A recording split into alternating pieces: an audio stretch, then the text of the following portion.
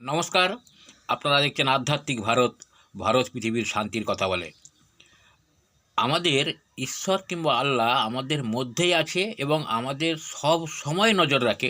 আমরা যেখানেই যাই না কেন তার চোখে, আল্লাহ বা ঈশ্বরের চোখে ফাঁকি দিতে পারি না। সে সব সময় আমাদের সঙ্গে আছে।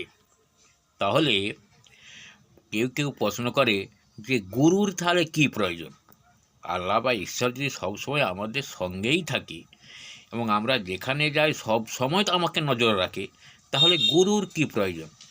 না, এখানে তখন গুরুদেব বললেন যে এখানে প্রয়োজন আছে। কিসের জন্য জানো?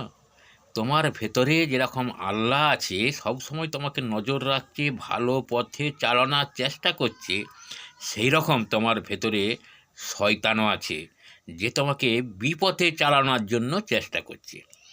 যখনই তোমাকে বিপথে চালানোর জন্য চেষ্টা করছে শয়তান, মানে খারাপ মন, তখনই তুমি গুরুর শরণাপন্ন হও। সে তোমাকে সঠিক পথটা বলে দেবে।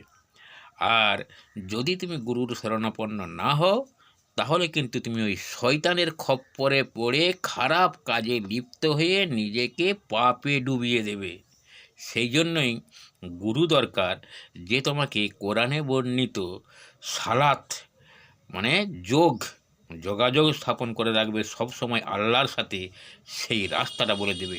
এই জন্যই গুরুকে দরকার, যে তোমাকে সব সময় মনে করানোর জন্য মনে করিয়ে দেবে যে আল্লাহ তোমাকে সব সময় দেখছে, খারাপ পথে মোটেই যেও না। নমস্কার, আজকে এই পর্যন্ত। সবাই সুস্থ থাকবেন, ভালো থাকবেন। আধ্যাত্মিক ভারত, ভারত পৃথিবীর শান্তির কথা বলে।